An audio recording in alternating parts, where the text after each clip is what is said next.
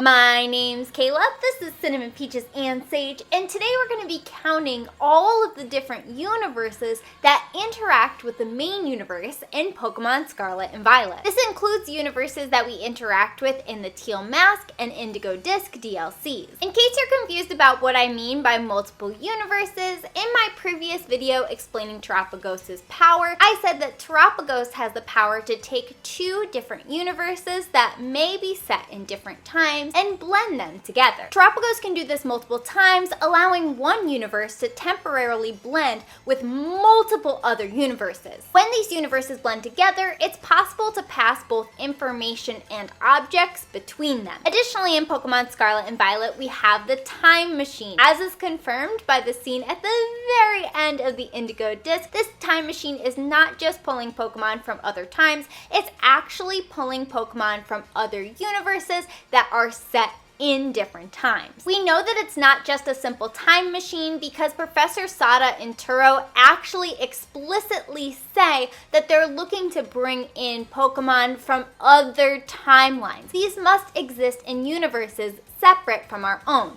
Otherwise, it would be Pokemon from the same timeline. So with both Terapagos and the Time Machine pulling from other universes, all of the interacting universes gets very complicated. But in this video, we're gonna simplify it and figure out exactly how many universes we're seeing in Pokemon Scarlet and Violet. The first confirmed interaction between the main universe and another universe happens when Heath and his team visit Area Zero. While in Area Zero, Heath and his team unknowingly experience the power of Terapagos when they run into Paradox Pokemon. Unlike with the Time Machine, which permanently puts Pokemon in another universe, Terapagos' power only temporarily allows the universes to blend. While it's possible for objects and Pokemon and all sorts of things to pass between these universes, typically objects and other things go back to the original universe they're from. This happens with the Paradox Pokemon that Heath and his team see. Those Paradox Pokemon exist for a limited amount of time in the main universe while Terapagos' power is activating. What confirms that these Paradox Pokemon are a product of Terapagos' power is if you look at the photos from Heath's expedition team, you can actually see mist in the background. Whenever Terapagos' power activates, this mist surrounds the area. We see this in both the games and in the anime. The Paradox Pokemon entering our universe temporarily by means of Terapagos explains how Heath and his team are able to take photos of Paradox Pokemon without them being readily available to most people who enter Area Zero. It's stated in-game that other people visited Area Zero after Heath and did not see the Paradox Pokemon. Having the Paradox Pokemon only be temporarily in the main universe allows this bit of lore to make sense. Also, while in Area Zero, Heath and his team see a metal tablet from an unknown time. It's very likely that this object is from another universe because it features the modern towns of Paldea, but the material it's made out of is futuristic. Therefore, this metal tablet cannot be from the past of the main universe because the towns were different, as is confirmed by history class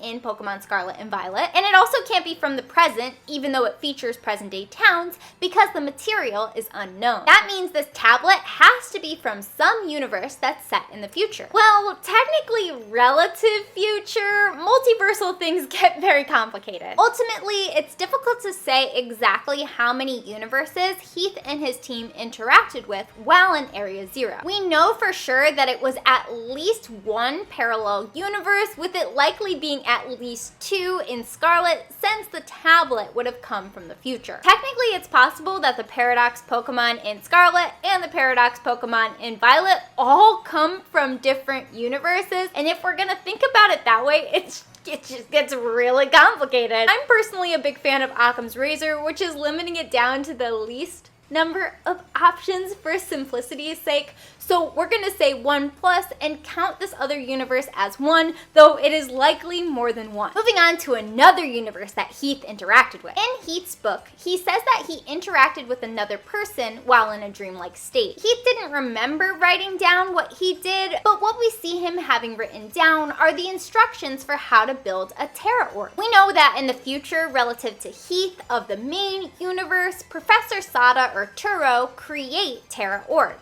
So does this mean that in this interaction, Heath met with a future version of Sada or Turo? Well, kind of. Probably. It's really difficult to say because Heath doesn't describe the person that he interacted with, and because of multiversal shenanigans, he can't even really remember them all that well. But considering the person knows how to build a Tera orb, it was probably the Sada Turo of that universe or another professor who has that knowledge. Heath includes all this information in the Scarlet and Violet books. Most people don't believe Heath though, because people who go to Area Zero don't see Paradox Pokemon. This is because Terapagos' power only allows for temporary blending of universes. While things can pass in between them, they typically don't. So people returning to Area Zero wouldn't see these things. But by writing these things down, eventually the Scarlet or Violet book are passed on to Sada and Turo when they're very young, and they grow very attached to the concepts within it. In the main universe, around the time of their son Arven's birth, Professor Sada or Turo are deep within Area Zero. Here they experience Terapagos' power for the first time. We know that the professor is transported to Kitakami by the crystal pool based on the text that we see in their book. While there, a young person gives the professor a white book. Some people might see this scene and think of this as a time loop situation, but that's not exactly what's happening here. The person that main universes Sada or Turo interact with isn't exactly the player character. It's most likely a version of the player character from another universe. I'll explain more about how this is different when we get to when this interaction happens for the player character in the main timeline, but the fact that Professor Sada or Turo emerge with both Briar's book and the Scarlet and Violet books means that there are differences between the universes. In Universe 3, the child that Sada or Turo referred to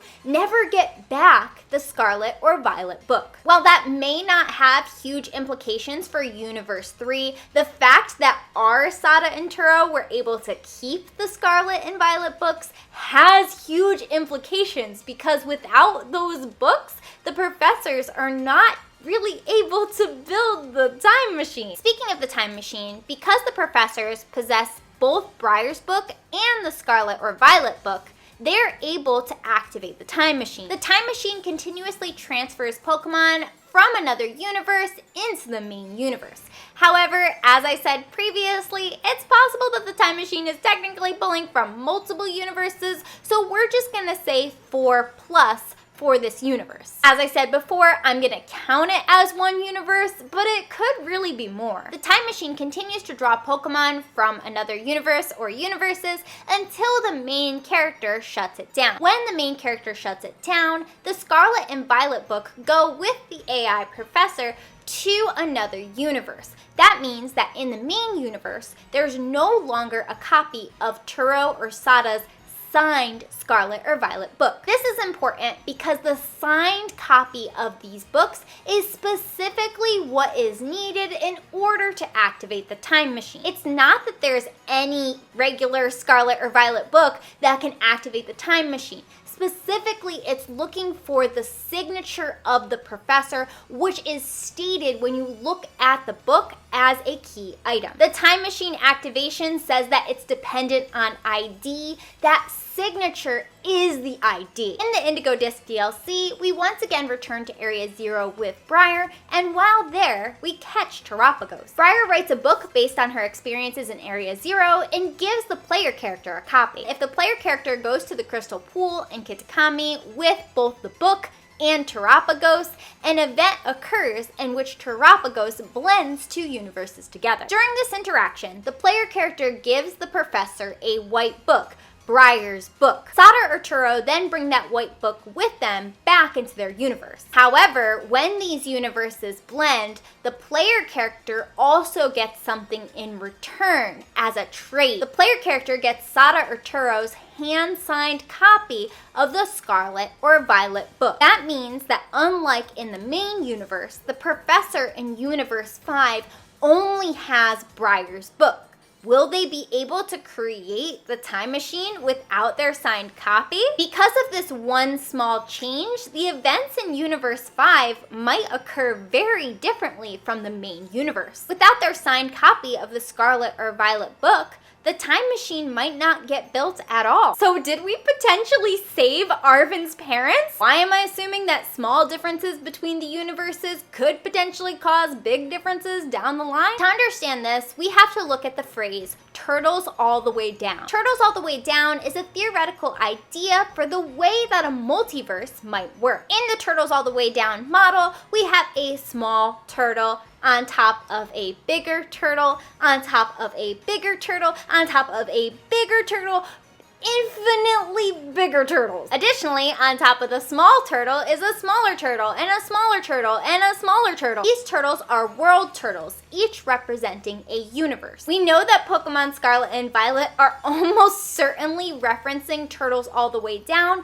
because of Terapagos' terrestrial form. In this form, we see a small turtle on top of a medium turtle on top of a dome, which is a larger turtle. But Kayla, why are the turtles getting infinitely smaller? If we stack universes on top of each other, wouldn't they be equal in size? This gets at the main concept of turtles all the way down, which is called infinite regress. Infinite regress means that as universes interact with each other, they get more and more convoluted. Specifically, this means that as the universes interact, the events within them become lesser. It's kind of like a game of telephone where one person says a message to another, and then that person says that message to another person, and that person says that message to another person infinitely, and as the message gets passed down, it gets more and more messed up from the original message. We already see this happening within the stacked universes of Pokemon Scarlet and Violet. The Turo of the main universe, our universe, doesn't have to give up the Scarlet or Violet book